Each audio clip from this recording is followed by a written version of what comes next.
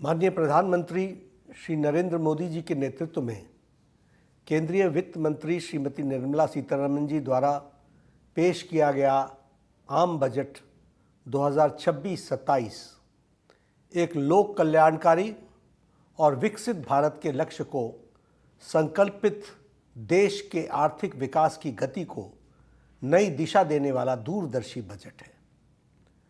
यह सर्वसमावेशी एवं सर्वस्पर्शी बजट है जो भारत को दुनिया के सबसे बड़ी आर्थिक शक्ति के रूप में स्थापित करने में अपना योगदान करेगा।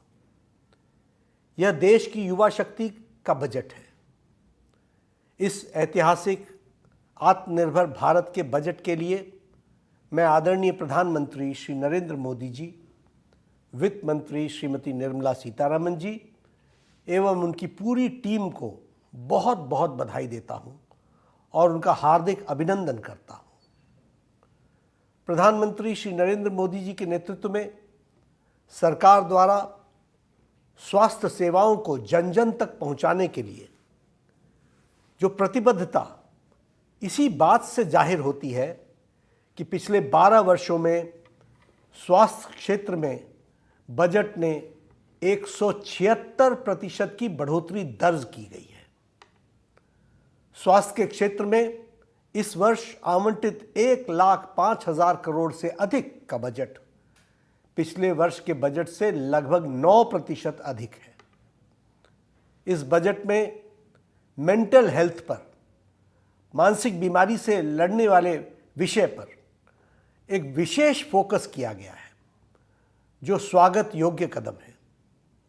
इसके तहत रांची और तेजपुर स्थित केंद्रीय मनोचिकित्सा संस्थानों का जो अपग्रेडेशन किया जा रहा है और जो उत्तर भारत में निम्हांस की नई स्थापना करने की घोषणा सराहनीय है।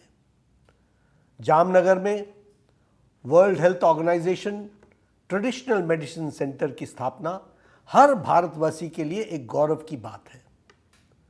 स्वास्थ्य बजट में वृद्धि के साथ साथ देश के हेल्थ सेक्टर को मजबूती देने के लिए रिसर्च और डेवलपमेंट पर विशेष फोकस्ड आम बजट हार्दिक स्वागत करता हूं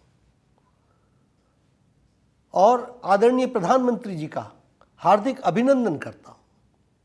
भारत में निर्मित दवाओं को विश्व स्तरीय गुणवत्ता के लिए और उनके मानकों पर खरा रखने के लिए जो सिडेस्को को अधिक मजबूत किए जाने का प्रस्ताव, यह भी बहुत सराहनीय है।